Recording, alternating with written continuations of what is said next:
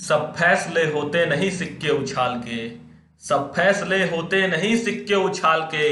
ये पढ़ाई के मामले हैं जरा देखभाल के। और गूगल के इस दौर के छात्रों को क्या पता रखते थे कैसे किताबों पे कलेजा निकाल के। दोस्तों, आज फ्रेंडशिप डे है, उसकी आप लोगों को बहुत बहुत बधाई। और किताबों से दोस्ती करें, इन्हीं शुभकामनाओं के साथ आइए शुरू करते हैं हम अपने आज के सेशन को। दोस्तों, आज के अपने इस सेशन में हम लोग बात करने जा रहे हैं क्लास 10 में जो सिलेबस बदल चुका है, जहां पर कि अब ऑब्जेक्टिव सवाल पूछे जाएंगे। तो एसिड बेस एंड साल्ट जो चैप्टर है क्लास 10 का, उस चैप्टर के ऑब्जेक्टिव सवालों को हम आज के इस वीडियो में डिस्कस करेंगे। तो दोस्तों, अगर आप क्लास 10 के हैं तो इस वीडियो को जरूर देखें। अगर आप क्लास 10 के नहीं हैं तो आप इस वीडियो को क्लास 10 के स्टूडेंट तक जरूर शेयर करें। और कॉम्पिटिटिव पॉइंट ऑफ व्यू से भी यही सवाल बहुत महत्वपूर्ण साबित होने जाएंगे। तो दोस्तों, बिना समय बर्बाद किए आइए शुरू करते हैं आज के इस क्वेश्चन को। तो सबसे पहला क्वेश्चन जो अभी आपके स्क्रीन पर दिखेगा, तो ये जो पहला क्वेश्चन आपको दिख रहा है, इसमें क्या है? Acid release ion. दोस्तों, एसिड जो होता है वो कौन सा आयन रिलीज करता है? चार ऑप्शन आपको स्क्रीन पे दिख रहा है। तो दोस्तों, एसिड को जब हम लोग पानी में डालते हैं या बेस को जब हम पानी में डालते हैं तो दोनों आयंस रिलीज करते हैं। आयंस रिलीज करना मतलब ये होता है कि उसके ऊपर, एटम के ऊपर पॉजिटिव या नेगेटिव साइन आ जाता है ड्यू टू इलेक्ट्रॉन के गेन और लॉस के कारण। तो सवाल ये पैदा होता है कि एसिड कौन सा आयन रिलीज करता है? तो दोस्तों, एसिड जो होता है वो H+ आयन रिलीज करता है, यानी ऑप्शन नंबर ए जो है वो करेक्ट हो जाएगा।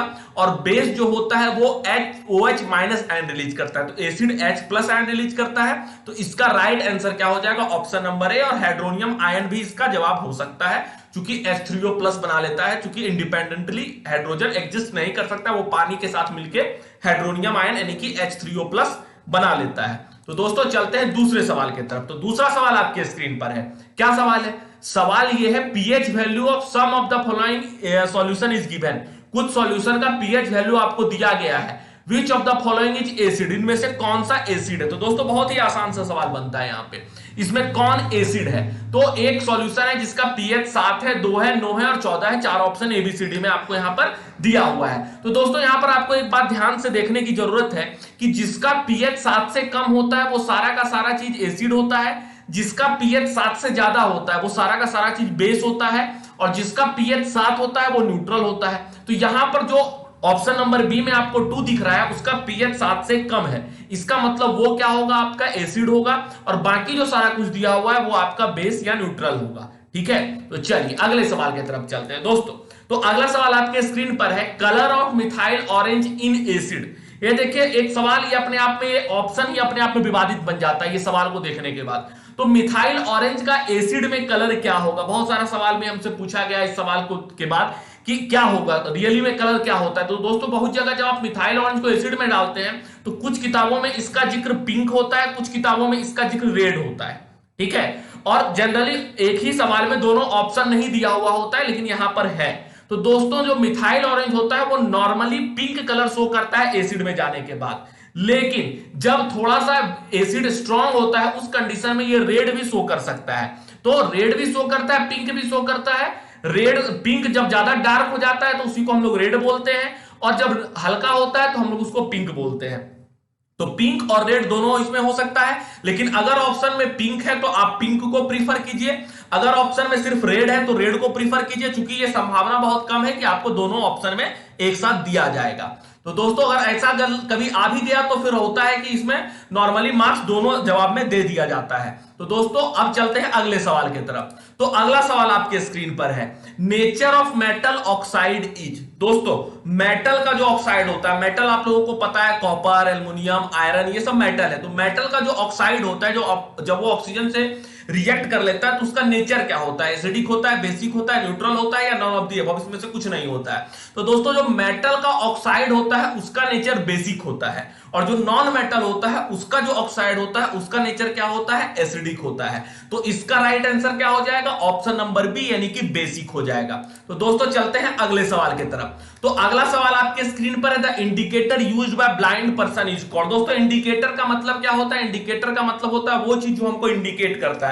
घर में जो हम लोगों का बोर्ड होता है उस पर रेड रंग का एक बल्ब जल रहा होता है छोटा सा, तो वो इंडिकेटर होता है जो बताता है कि हमारे बोर्ड में लाइन का सप्लाई आ रहा है।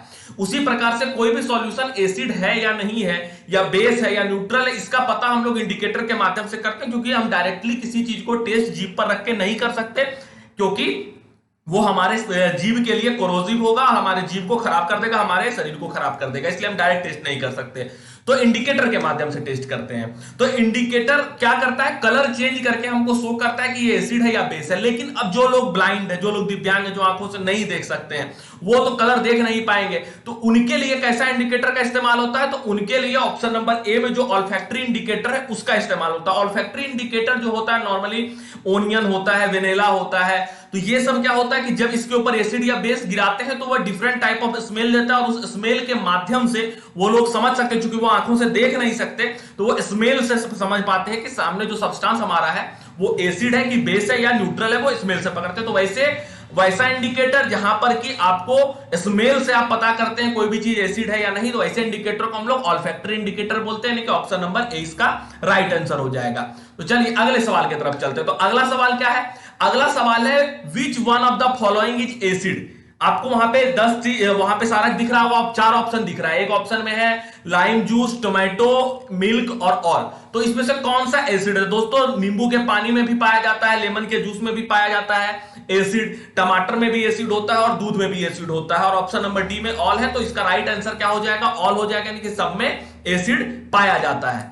दोस्तों अगला सवाल की तरफ हम लोग चलते हैं। तो अगला सवाल क्वेश्चन नंबर 7 आपके स्क्रीन पर है।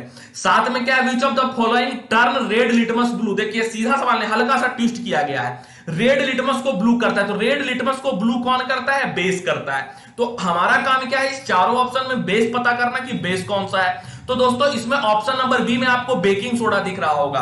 बेकिंग सोडा NaHCO3, जिसको हम लोग NaHCO3 के नाम से जानते हैं, जिसको बेकिंग सोडा बोलते हैं। इसका इस्तेमाल हम लोग एंटी एसिड के तौर पर, जब कभी पेट में एसिडिटी वगैरह हो जाता है तब इसका इस्तेमाल करते हैं। जब कभी हाथ वगैरह में चींटी वगैरह काट ले, फॉर्मिक एसिड हाथ में आ जाता है, तो उस केस में हम लोग बेकिंग सोडा का इस्तेमाल करते हैं।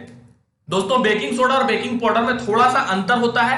बेकिंग पाउडर जो होता है उसका इस्तेमाल हम लोग खाना बनाने में करते हैं और उसके अंदर हम लोग टार्ट्रिक एसिड डालते हैं। क्यों डालते हैं, क्योंकि बेकिंग सोडा बेस होता है और बेस में एसिड डाल के हम लोग क्या करते हैं, उसको न्यूट्रल कर देते हैं। तो ऑप्शन नंबर बी जो है यहां पर इस सवाल का राइट आंसर होगा। और भी और सवाल को हम लोग अपने इस चैनल पे डिस्कस करेंगे, तत्काल आप इसको बी में आप इसको सही मानिए और फिर आगे जो इससे रिलेटेड सवाल होगा उस पर हम लोग आगे बात करेंगे।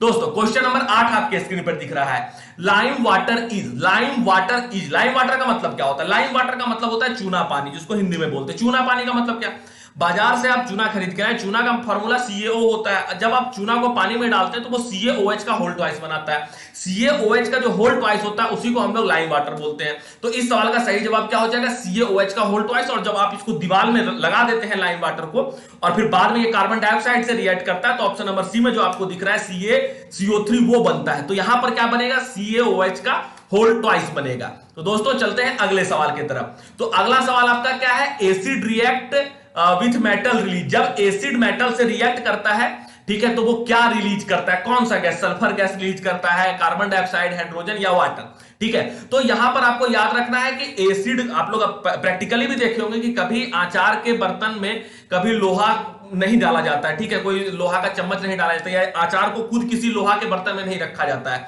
क्योंकि वहां पर क्या होता है कि लोहा से वो अचार रिएक्ट कर लेता है और हाइड्रोजन गैस वहां रिलीज करता है, तो वो पॉइजनस हो जाता है। तो यहां पर ऑप्शन नंबर सी में आपको हाइड्रोजन गैस दिख रहा होगा, तो इसका राइट आंसर क्या हो जाएगा, हाइड्रोजन गैस हो जाएगा। दोस्तों आखिरी सवाल जो हम आज डिस्कस कर रहे हैं वो 10वां सवाल है। वो सवाल ये है, metal react with acid form. जब मेटल एसिड के साथ रिएक्ट करता है तो क्या बनता है। तो दोस्तों मेटल जब एसिड के metal oxide react with acid, ठीक है, मेटल ऑक्साइड जब एसिड से रिएक्ट करेगा तो क्या होगा। दोस्तों मेटल ऑक्साइड अभी हम लोग ऊपर ही डिस्कस कर चुके हैं, उसका नेचर बेसिक होता है और वो एसिड से जब रिएक्ट करेगा तो ये न्यूट्रलाइजेशन रिएक्शन होगा, यानी दोनों एक दूसरे के प्रभाव को खत्म कर देगा। तो न्यूट्रलाइजेशन रिएक्शन जो होता है उस रिएक्शन में साल्ट बनता है और वाटर का फॉर्मेशन होता है। दोस्तों ऐसा रिएक्शन एक्सोथर्मिक भी होता है। तो चूंकि हमारे ऑप्शन में कहीं पर एक्सोथर्मिक का जिक्र नहीं है तो हम लोग ऑप्शन नंबर डी, अच्छा यहाँ पे सी लिखा हुआ है तो ऑप्शन नंबर सी के बाद जो डी होगा तो ऑप्शन नंबर डी, जिसमें कि साल्ट प्लस वाटर जो लिखा हुआ है वो इसका राइट आंसर हो जाएगा। तो दोस्तों उम्मीद करते हैं आपको